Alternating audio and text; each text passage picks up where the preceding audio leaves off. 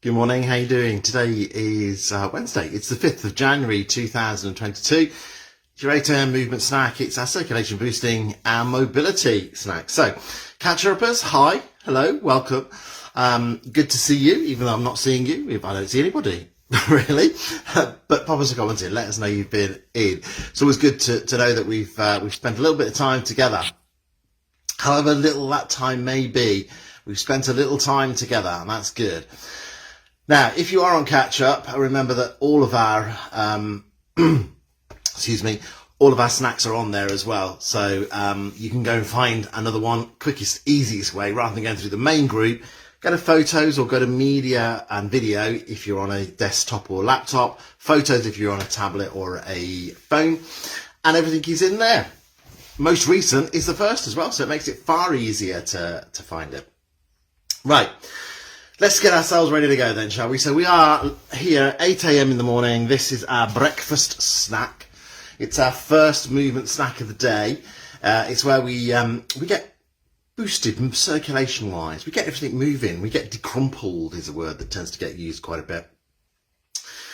We get mobilised and we get ourselves set for the day ahead.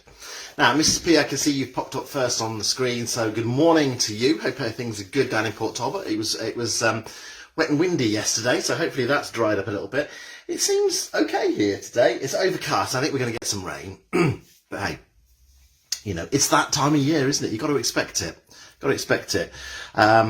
Pop us commented as you come on board, folks. Let us know you're here. I can see we've got other people coming up. Vivian, I can see, has popped up on icon-wise at the top.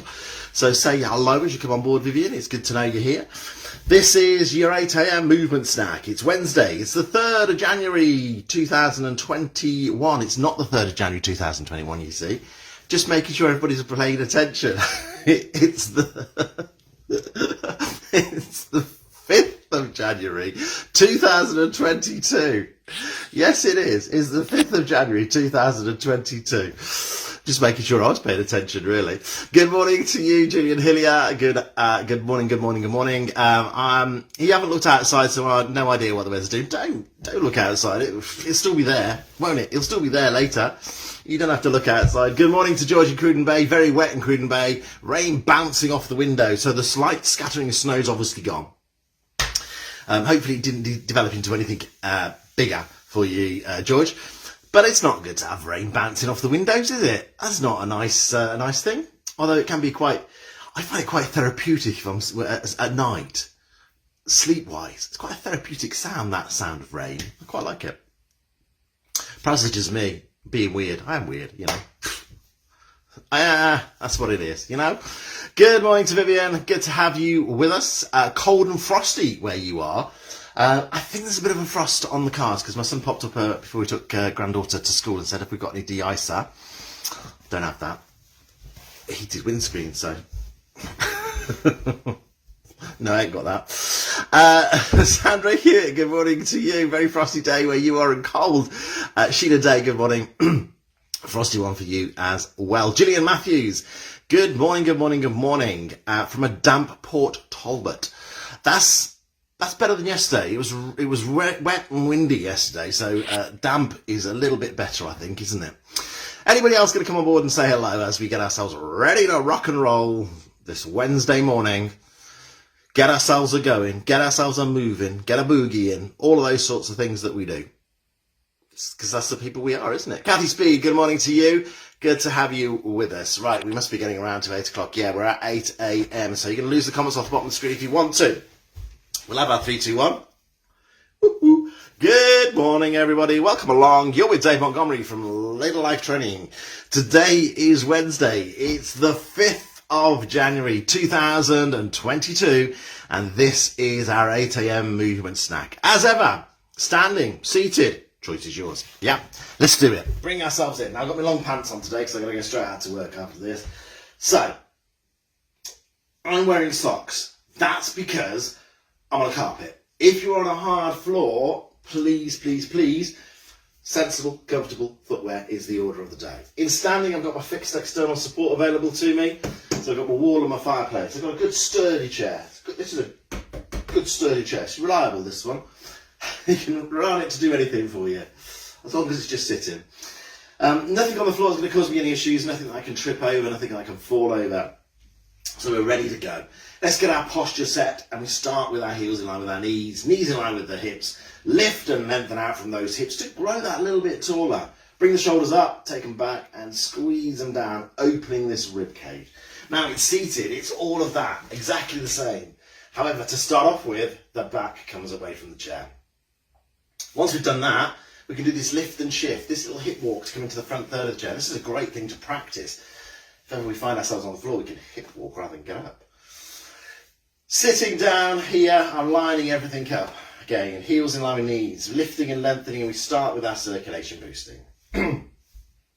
So coming up onto the balls of the feet, creating that crease between the toes and the ball of the foot. So feel that there, yeah?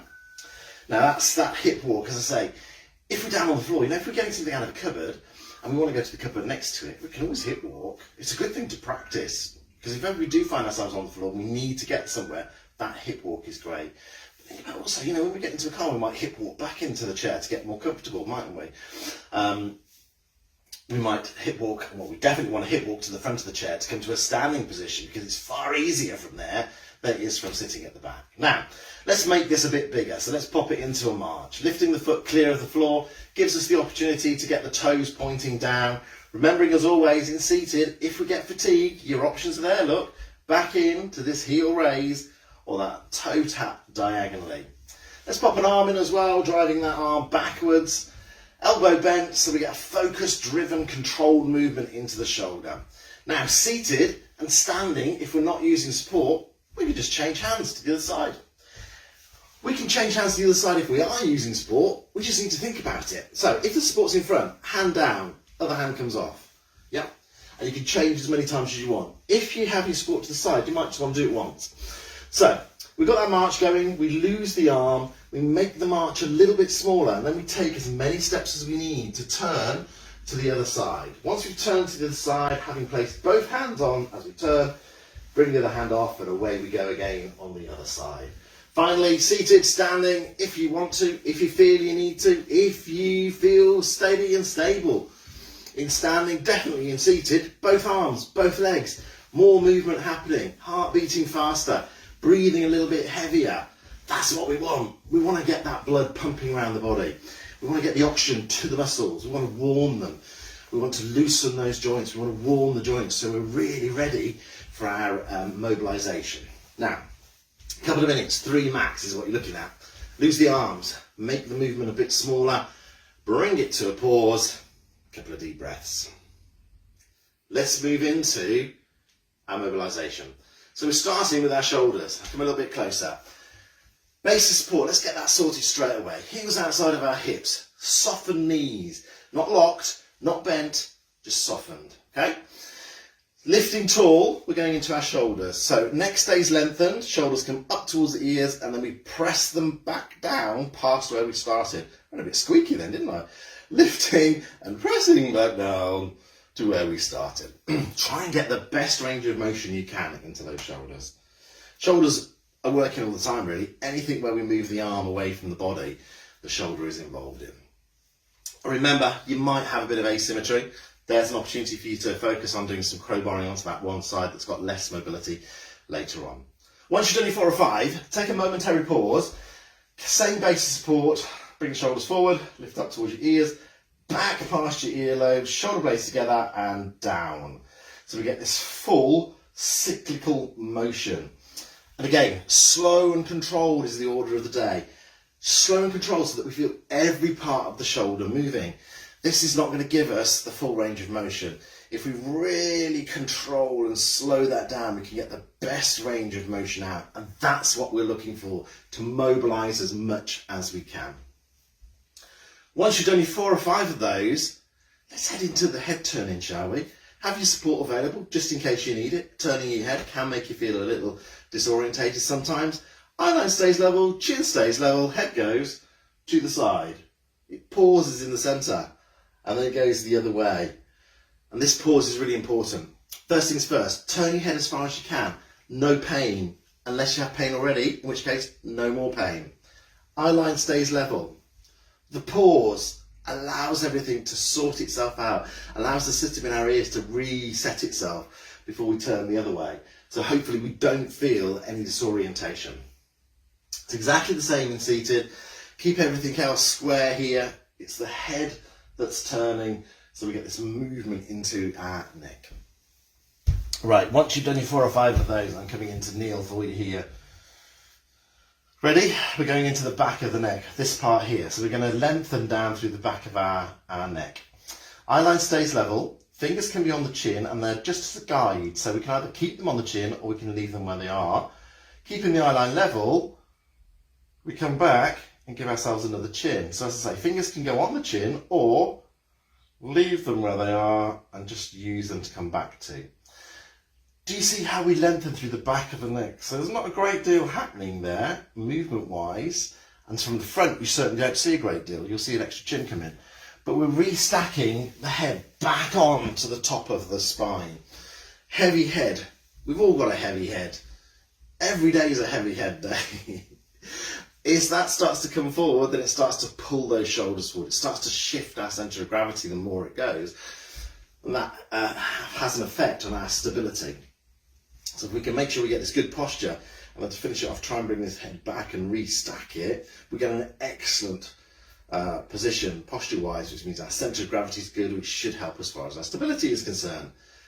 Once you've done your 4 or 5 of those, take a pause. We're heading into a circulation booster. Now it's feet only on this one. So using your support if you need it, bring the foot off the floor. Point the toes down towards the floor, get that movement happening again. It's only feet, and it's only for 30 seconds. So we're just giving a little boost. We're not going through the whole process again of building it. We're giving that circulation a little boost again before we head from our top trio to our trunk trio. And this just gets the blood pumping around the body again after it's cooled down a little bit, it's eased down a little bit. Right, bring that to a pause. Set ourselves in for this good base of support. So our heels are outside of our hips. Look, can you see? Heels are outside of our hips. Ooh, pull those back down now. Heels are outside of our hips. Knees are softened. We're lifted and lengthened. Our first move is a side bend. Down, pause in the centre, and then the other way. And it is straight down, straight up. Now, if you're using support in front, you can swap hands and go every side. If you're using it to the side, however, it's into your support, back to the starting point, and then back into your support. Do your 4 or 5 on that side, and then change to the other. Seated, same as standing, only we need to make sure that the bottom stays firmly on that chair. So in standing, the feet don't lift at all as we come down, and in seated, the bottom doesn't lift. So we keep both cheeks firmly in contact with that chair seat. Okay, reaching down, coming up, and then taking it the other way, down, and then up. This little pause here enables us to get ourselves a little rest, but also a little readjustment if we need to. So if we've lost a bit of the upright position, we can reset and away we go again. Try and get 4 or 5 good quality ones on each side, using your leg or using the chair leg as a guide to how far you're going. Reaching down into your handbag or getting that pound coin that dropped down the side of the sofa. It's all those sorts of movements. Okay. Once we've done our 4 or 5 on both sides, excuse me, we're taking it into a trunk twist. So we've got this good upright position again. Seated, bottom stays on the chair. Standing, feet stay firmly on the chair. But it's our hips that we want to stop moving. So in seated, we can feel that through the chair. In standing, hips stay still. We turn the upper body to the side. We pause in the centre. And then we turn it the other way. Excuse me. Oh, excuse me. We turn it the other way. This little pause in the centre every time, again, gives us that chance to reset. So it might be that you want to use your support as a reference point. So now, with my support behind me, I can feel whether I've got movement because I feel my bottom lifting off. If it's in front of me, then as I turn, if I feel the hips coming off, I know I've got movement.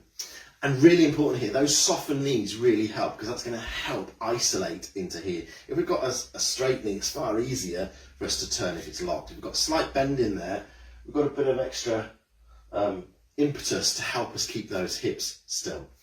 Remember again, if you are using support to the side, you do 4 or 5 on one side and then you turn into the support to change to the other side. Rolling over in bed, talking to people who are next to you, reaching to something to the side, putting a seatbelt on, all those sorts of activities is where that exact movement comes in. But the trunk as a whole helps support this upper body. So keeping that mobile is really important to us. Once you've done your 4 or 5, we're heading into the lower back. So it's our back extensions. Now here, it's the pelvis we're focusing on. So we don't want it to tip forward, we don't want it to tip back. Okay, so Soffit knees again, support might want to be by the side. The movement, keeping the eye line level, is to lift the chest and then extend backwards. So it's not a huge movement, we're not tipping back, yeah? So we're lifting the chest and we're extending backwards. Now, support-wise, again, you could use it behind you or in front of you so you can feel through the way the pelvis interacts with that support. And again, in seated, sat here, now I can feel through the way that my bottom is contacting that chair whether I've got movement into my pelvis. I can feel whether I need to do anything differently, whether I need to focus. And I can put all my focus into getting this best elevation and then this best extension without hinging back and putting strain onto my lower back. Now, anybody who has lower back pain, this is really going to help. It's going to help ease that back pain. 4 or 5 good quality ones is what you want. And this is a great one for you to crowbar in throughout the rest of the day as well, especially if you do have some back pain. Once you've done your 4 or 5, we're going into another circulation booster. It's just the arms. So we've got that big base of support in standing. Hopefully we can do that without holding on, but if we do, let's have one arm and make it a bigger movement. If the support's in front, you can change to the other hand. If it's to the side, I'd probably just stay with one hand, or use your support again as a point to lean against so you can use both arms. Seated, we can do it. And again, we're just looking at 30 seconds. Enough to give that circulation a little boost before we head from our trunk down into our ankle, feet and toes. Bringing this to a pause, we head downstairs. Ankle, feet and toes. Support there. It's not balance, it's mobility.